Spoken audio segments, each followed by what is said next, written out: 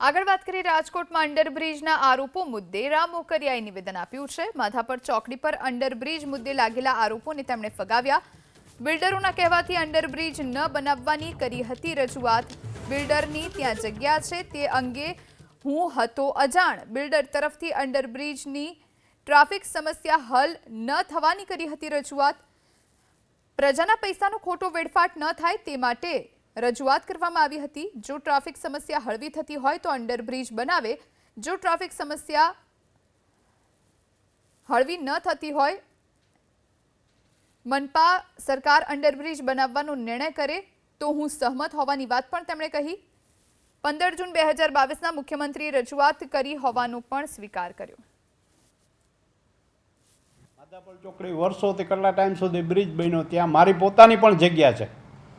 મને મુશ્કેલી છે તો મેં કોઈ રજૂઆત પણ પ્રજાના હિત માટે જે જરૂરી હોય એ આપણે કેવું છે ને એના માટે લખ્યું હતું।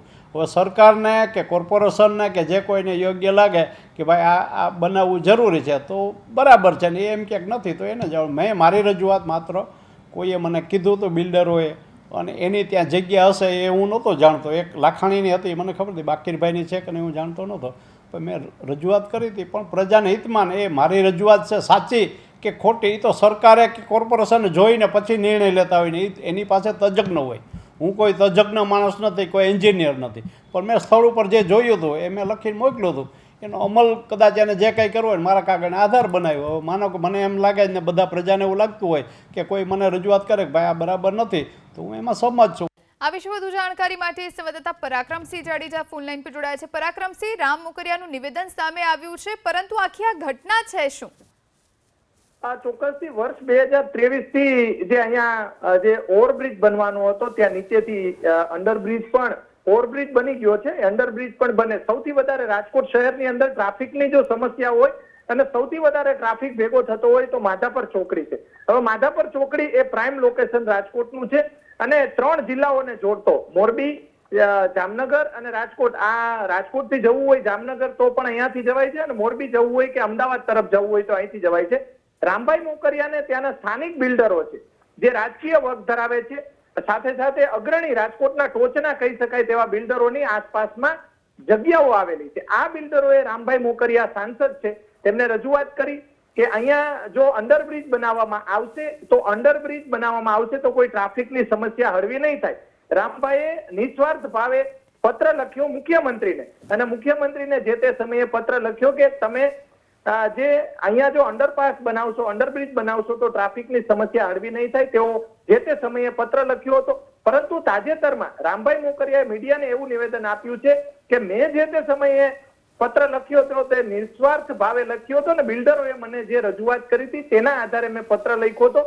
જો અહીંયા ટ્રાફિકની સમસ્યા હળવી થતી હોય તો અંડરબ્રિજ બનાવવો જોઈએ। ફરીથી રામભાઈએ અત્યારે જે નિવેદન આપ્યું છે તે અંડરબ્રિજ બનાવવાની વાત કરી છે જો ટ્રાફિકની સમસ્યા હળવી થાય। જો ખરેખર જે કઈ એક્સપર્ટ છે અથવા તો ટ્રાફિકના જે જાણકાર છે અથવા તો એન્જિનિયરો છે તેમની રાજ્ય સરકારે સલાહ લેવી જોઈએ। રાજકોટ મહાનગરપાલિકા કે નેશનલ હાઈવે ઓથોરિટીએ સલાહ લેવી જોઈએ કે અહીંયા જો અંડરપાસ બનાવવામાં આવે, અંડરબ્રિજ જો બનાવવામાં આવે તો ખરેખર ટ્રાફિકની સમસ્યા હળવી થઈ શકે કે કેમ।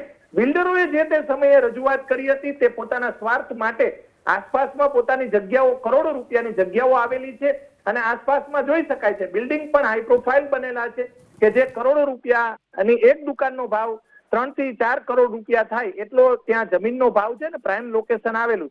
જે તે સમયે રામભાઈને કદાચ કોઈ બીજા ભાવે તેમને રજૂઆત કરી હોય, પોતાની જમીનો જે છે તેની કિંમતો ઘટી ન જાય એટલા માટે રામભાઈને રજૂઆત કરી હોય અને આ જે સાંસદ રામભાઈ મોકરિયા છે તેમને સરકારને જે રજૂઆત જે તે સમયે કરી હતી, પરંતુ એક્સપર્ટ છે મહાનગરપાલિકા દ્વારા એન્જિનિયરો, એક્સપર્ટ અને ટ્રાફિકના જે જાણકારો છે તેમની સલાહ લેવી જોઈએ। રાજ્ય સરકારે પણ સલાહ લેવી જોઈએ કેમ કે ટ્રાફિકની સમસ્યા માથાના દુખાવા સમાન છે। સાથે સાથે અહીંયા પાણી પણ ખૂબ જ મોટા પ્રમાણમાં ભરાય છે ત્યારે આવતા દિવસોની અંદર આ સમસ્યાનું નિરાકરણ થાય, ટ્રાફિકની સમસ્યાનું નિરાકરણ થાય તેવું રાજ્ય સરકાર અને મહાનગરપાલિકાએ વિચારવું જોઈએ। આભાર પરાક્રમસિંહ, આપ જોડાઈને તમામ જાણકારી આપી તે માટે।